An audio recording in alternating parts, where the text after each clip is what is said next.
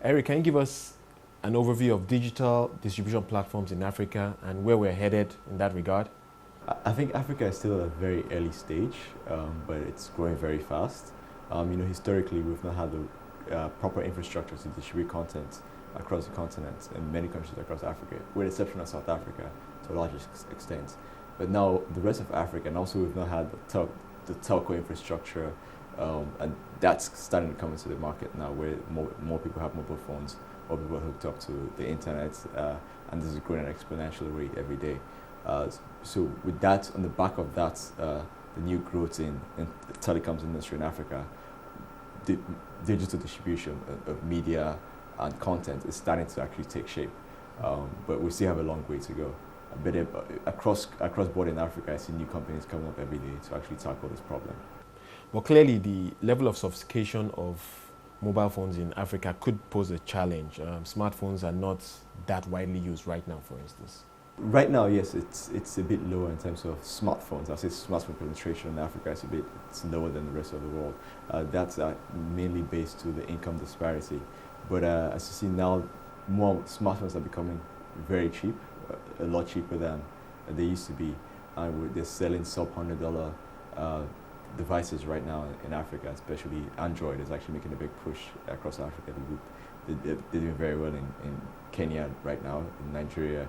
It's a big push to bring cheaper Android phones into the market. So I think that push for smartphones is going to help shift the pyramid towards more advanced smartphones. But notwithstanding, even basic Java phones you have can also serve as mediums to distribute content. I mean, if you go down the streets, my driver, for example, he has a lot of content on his phone. I know he's always listening to the latest, the band he hits, or the latest Two-Face, or the latest MI hits on his mobile phone, and he finds a way to get that content anyway. What about the issue of payment systems?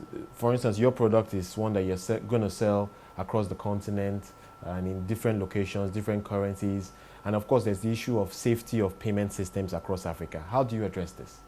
I think in developing our application, this has been the hardest thing we've had to do, finding a way to monetize, proper channel to monetize our content. So what we've done is we've gone into various countries, from Kenya, across border from South Africa, Nigeria, and going into Kenya, Tanzania, and we're hooking up to the mobile phone operators, where we let people make payments through their mobile phone, so you can pay with your phone credit, like say in Nigeria. And also, mobile money is a massive phenomenon across Africa. We're also hooking up to the ones that let us actually, or the ones that have the advanced APIs to allow us to do this. We're hooking up to mobile money platforms across the continent also, and doing partnerships with voucher payment systems to enable payments. With credit cards, it's something we're also working on very closely with a provider out of South Africa, where you can make credit card payments across board.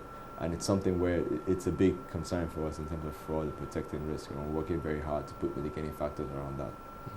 Now, to enable this, clearly you have to build some alliances with artists, record companies, etc. Tell us a bit about that and how that works practically. So for us, our platform, we're trying to be a democratic platform. We've gone out there, initially we've gone out there and spoken to the major music companies globally and also locally, where we've talked to the big players the bigger players in Nigeria, and we're continuously talking to musicians and music labels across Africa with a very good value proposition. Previously, they didn't really have the infrastructure to sell content across the board in Africa, but Splinlet will provide them that ability to do that. And we're a very transparent platform where anybody with a computer can easily go in and check their sales on Splinlet and see how they're doing.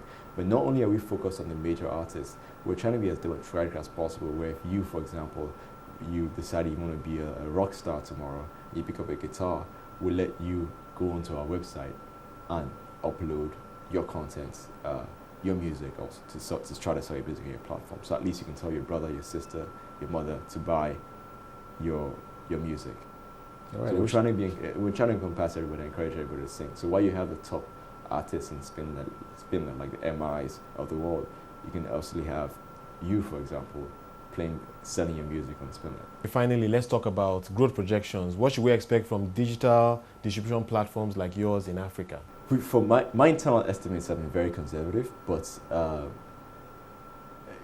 it's going to explode. I'm a strong believer it's going to explode. You can see what cell phones did in Nigeria. I recall discussions and conversations I've had in the past where projections in the late 90s and early 2000s, they thought the entire market for mobile phones in Nigeria was about 100,000 people. I think now there are about 80 million or more mobile phone users in Nigeria.